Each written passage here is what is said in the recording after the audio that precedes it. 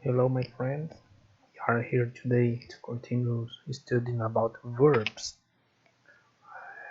This is our English class.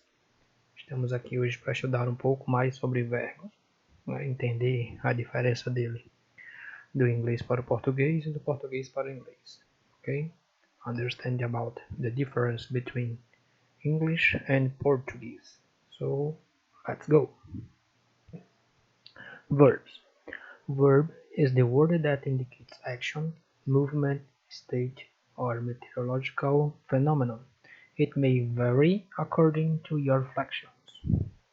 Verbo é a palavra que indica ação, movimento, estado ou fenômeno meteorológico, e pode sofrer variações de acordo com suas flexões. The verb has the inflections of mode, indicative, subjunctive, and imperative, time, present, past and future, number and person, singular and plural, and voice, active, passive and reflective.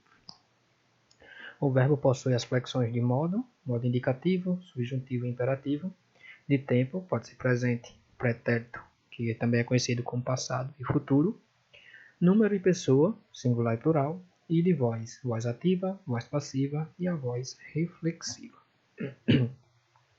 Nos próximos slides a gente vai colocando e dando exemplos do uso de cada um. Flexões verbais. Number and person. Iniciamos com número e pessoa. The verb has a number inflection when it indicates the singular or the plural in its form. They appear in the singular when referring to a single person. For example, I run, she runs. And in the plural when it is more than one person. We run, they run. Example, therefore, verbs are inflected in number, singular or plural, and person, first, second, and third. Os verbos, as flexões verbais para número e pessoa, apresenta a flexão de número quando indica o singular ou o plural, na sua forma, e aparece no singular quando se refere a uma única pessoa, como está aqui o exemplo. Eu corro, ela corre.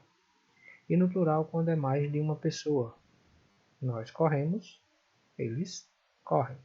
Note que em inglês o verbo ele não altera, vai receber S apenas na terceira pessoa do singular, mas vai usar o mesmo verbo. Em português, para cada pessoa, a gente tem que conjugar o verbo na sua própria forma. Logo, os verbos se flexionam em número, singular e plural e em pessoa, certo? Em inglês, a gente vai ter que olhar que os verbos não são flexionados, certo? Nem número, nem pessoa. Ele vai ser apenas na letra S, acrescido na terceira pessoa do singular. Mode. The verbal mode indicates the speaker's attitude towards the action he announces. I regret, I regret, I will regret. Você pode perguntar por que está repetido, mas aqui a gente vai ver que está um no presente, outro no passado e um no futuro. Indicative mode. When the speaker is sure of his attitude, the fact is or will be a reality. Examples. I studied a lot for the exam. I will study hard for this test. Primeiro exemplo no passado, segundo exemplo no futuro. Aqui está dizendo aqui o modo verbal indica a atitude do falante em relação à ação que anuncia. Por exemplo, eu arrependo, eu arrependi, eu arrependerei. Aqui, ó, regret, regret. Presente, passado.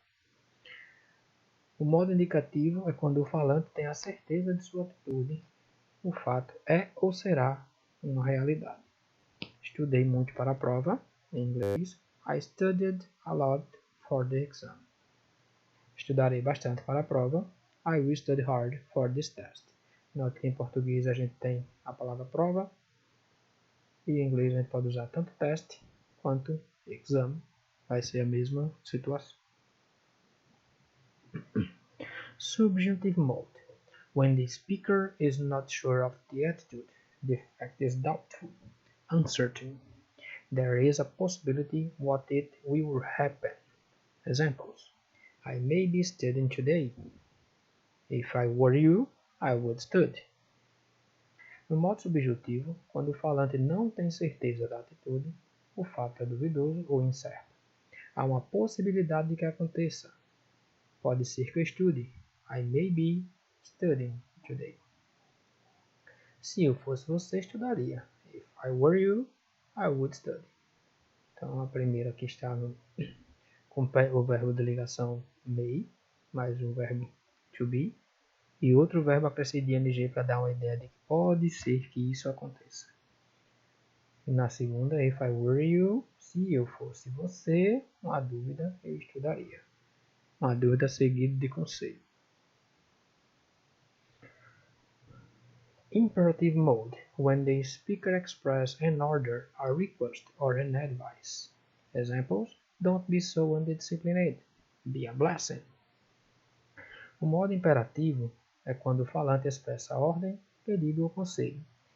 O primeiro exemplo a gente chama de imperativo negativo. Começa em inglês com don't, em português com não. Não seja disciplinado, don't be so undisciplined. Seja uma bênção, inicia com o verbo be a blessing. Outro exemplo de imperativo é quando alguém pede para você abrir o livro. Open your book, please. Write in your notebook. Escreva no seu caderno. Ou feche a porta. Close the door. E assim por diante. E sempre que tiver don't, a gente vai chamar de imperativo negativo. Don't run, não corra. Don't go out, não saia. E assim por diante. Time. Verb tense are three: present, past, and future. Vamos vê-los. Present. It has to do with a fact or action that occurs at the moment you speak. Example: the teacher is very beautiful today. Verbo, flexão verbal de tempo. São três: presente, passado e futuro. São exemplos de presente. Tem relação com o fato ou ação que ocorre no momento que se fala. Então, na hora que você está falando, você usa presente. E a gente também tem presente contínuo, mas aqui é a relação do tempo presente. Exemplo: a professora está muito bonita hoje. The teacher is very beautiful today.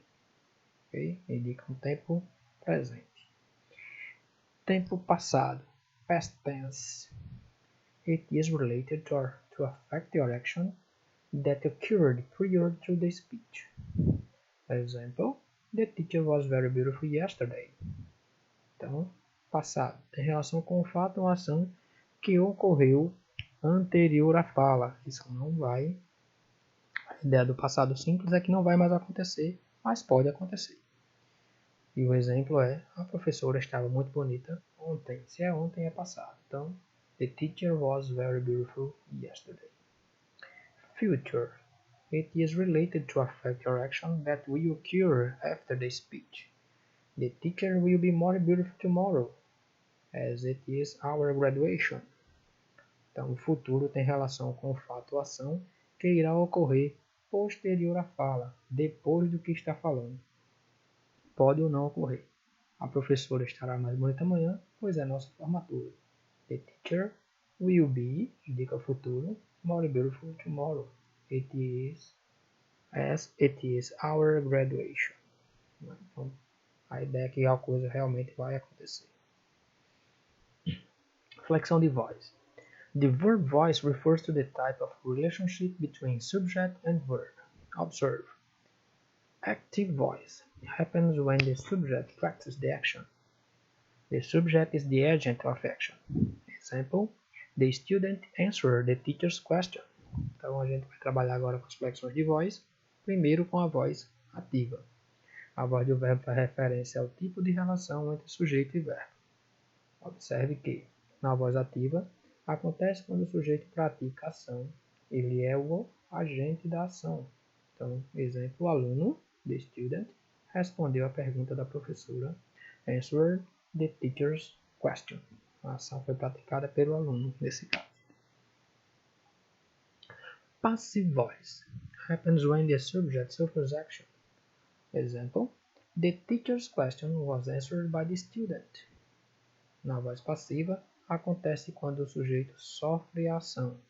A pergunta da professora foi respondida pelo aluno. O aluno agora ele é agente da passiva, tá lá no finalzinho. The passive voice can be analytical, as in the case above, or synthetic, as in the case rent an apartment. Então, nesse caso, a voz passiva pode ser analítica, como está no caso acima, ou sintética, que é no caso de alugue um apartamento. Reflective voice. It happens when the subject practices and suffers the action. Example: the student cut himself with the estimate.